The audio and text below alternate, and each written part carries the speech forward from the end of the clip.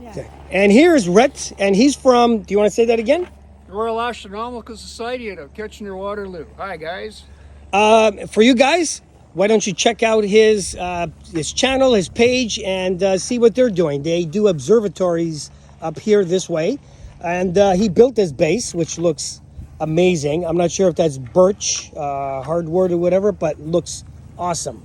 So you guys are going to enjoy me showing you guys the 12-inch. As you can see again, now it's at the limit of the car, but we're going to get it done.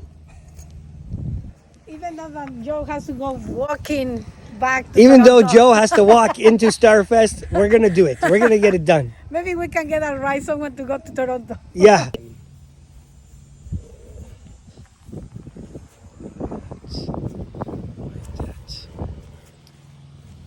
You won't believe it. We got 3 telescopes in this car.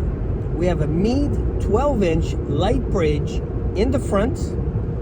We have a 6SC. Then we got the 6-inch Takahashi on a EQ6 and full tripod and everything. Plus this bag here of food and blankets and towels to wrap the Takahashi and everything. The table, and then Two folding chairs. 2 folding chairs that's back there. Food. See, so for you guys that watch that video, can we fit this all in the car? See, we're actually fitting more this time. This little car can keep going.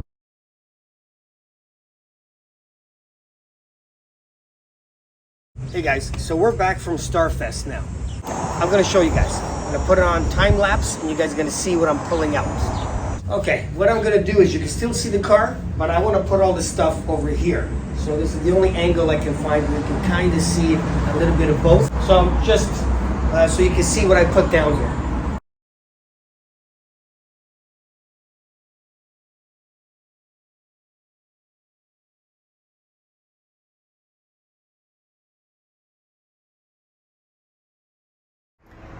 Okay, so some of the books here, the books, the clothing, some bottles of drinks and stuff, I'm not putting over there. I don't want to put all this stuff on the floor. But any stuff I can put there on the floor, I will.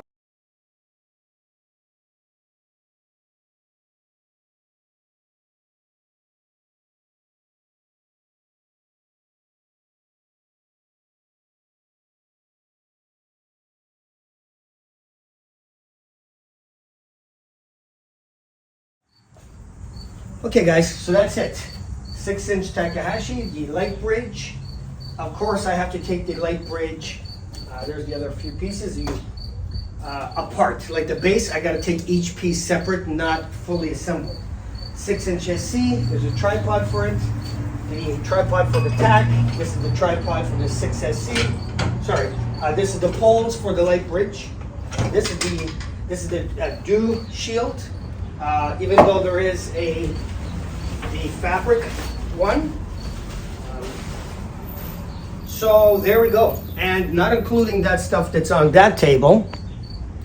All that came from, and I brought the blanket and the 2 big pillows that was holding the tack on each side and very cushiony. Anyway, that's it. So now that it's in my backyard, I can slowly take it in and I don't have to have the gate open and I can put the car in the parking lot. Hey guys, now that I have this scope home from Starfest, I wanted to show you guys a little bit more in detail what this, the Meade light bridge is. But anyway, I'm gonna give you a close-up. Okay, this is just to protect the dust from going on the secondary mirror. Rhett put, it's called Bob's Knobs. And it's the basic Meade light bridge, the 2-inch focuser. You know, it's not top of the line focuser, but it's still a good one. I took everything off here. Seems to be a lot of holes that was drilled into here, and that's why there was like a wrap, carbon fiber wrap. I think basically it as far as up there. Now down here, let me show you. So again, it has the tension adjuster, kind of like what the Meade was. He put it. He handcrafted this. I'm not 100% sure what kind of wood, but a lot of people use plywood, birch or something, but I'm sure it's good quality wood. And down here I can tell it's called an upgrade, I would think, because normally when people put these numbers on there, what they do is they laminate it and it's just a piece of paper. This one is actually thick. I'm not sure what it looks like plastic. These feet, as you maybe you can see it or not, you could actually, depending if your ground is uneven, you can screw it a little bit up and down. Looks like about 2 inches. And of course, over here, it had like a little tiny red light that was illuminated and the wire broke. But anyway, so it looks like he spent a good time on here. It is a bit high. For me personally, as you can see, it's up here, but it's up about 6 inches, I believe, 6.5. Here is my issue. As you see from the last 2 videos, this guy is the one that you guys are watching me make it more portable. Now, it took me 2 videos to do that base type of thing and lower these trusses down quite a bit. Now, I still got a lot of work to do on this guy. At least 1, maybe even 2 more videos of actually doing the tube. Now remember, there's still lots to do. I was going to chop it here, but once you chop it, you have to support it. So like this one here, there's a steel rim piece here that supports it, and here. So when I cut it over here, I'll have to get that custom made, and it's probably going to have to be like a machinist, steel worker, you know, that type of thing. I don't know how much that's going to cost. That could be a little bit as well. Of course, to wrap around inside. Then I got to get poles. I don't know if it's just going to be a flat bar or if it's going to be like a square tubing. And I was thinking of putting 3, kind of like a tripod, one every 120 degrees, and hopefully that's good. But again, I'm not 100% sure, because even if I put a nut and bolt, it could still kind of twist. So this is a trial and error type of thing. I mean, maybe 3 is okay. Maybe I got to go to 6, or maybe with the rim here, that steel rim, maybe I got to cut out a little indentation there or slot, and then that's where the actual pole goes, and then that will stabilize it more. Who knows? But that's still a whole bunch of work. Now, here's the problem. Okay, guys, so here is the problem. Now, as you guys saw, I found this guy at Starfest, and it's basically complete. This was exactly what I was going to do here, except I don't have to cut the solid tube Antares version, and I don't have to get that custom welding metal lip here and there. I measured it. I was actually going to cut it at about 18 inches is what I was thinking on this guy. This one's already set to 19 inches. These poles are already set, and the metal work is all done. So basically, this whole tube is done. If I continue with this guy, I probably have a long time to go. I still have, again, 1 or 2 more videos.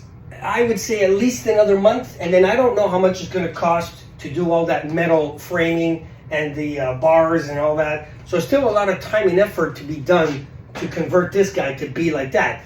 Question I have for you guys, okay, is should I now just take this guy, and basically this guy's already set to what I want, and it'll fit, as you guys saw, I took it home. Now, the problem is going to be the base. Even though this is an amazing base, this will not fit in my car. And I don't want to take each piece apart like how I did before. So the first thing, if I were to keep it, is I would have to trim like this guy, those outer parts that came over here. So here I would have to cut that right out. Cut that over there, flush with this guy. Or maybe like a 1/4 inch further. And then here all the way around. So basically I'm chopping all that round part out. which means it's going to screw this. And this here is called Ebony Star, which is a smooth as well. It's supposed to be one of the smoother things for Dobsonians. Anyway, guys, so I thought after doing all that, I still also, one more thing. I got to shorten this guy a bit. Okay, just this part here is actually, it's not too bad, 22 inches. So my thinking is, for my car, I probably need to do about 2 inches. Now, I can't do right here, because if I think I'm getting too close. Well, maybe I can. Yeah, I could probably, okay, I can. I could probably chop it 2 inches here, and I'll bring it down from, 21 and a half down to 19 and a half. That makes it, I think that will fit on my car in one piece. So I'm talking about the square part will be one piece. I don't have to always take it apart. It's possible I might have to go even a little bit more, but if I go too much more, it's getting too close to the hole and the support slowly might get lost. Now, I think that's still enough. But anyway, after thinking about it, if I cut all this round part off and then the feet go, because again, with the feet to the top of this trellis is 26 inches. It's not going to fit in my car. I had to take it all apart. Basically what I'm saying is I don't want to do that. At first, I was thinking I have to change the base to something more portable. So I decided I think I'm just going to find a new home for this base complete, because as you know, almost every 12-inch Dobsonian or truss, let me put this down and show you, I'm almost positive, any type of 12-inch should fit here, because all the circles are slightly different. And remember, these have to be raised up back to where they were, but it does fit, see? So every 12-inch mirror is basically the same diameter tube.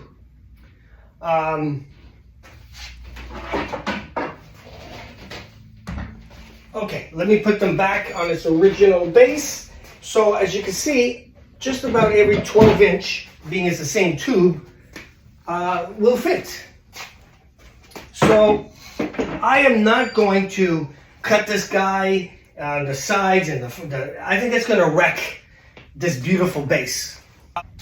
Which means I have to build a new base out of my own plywood, and that way I can make it to whatever height and width. But I'm thinking it's going to be that size.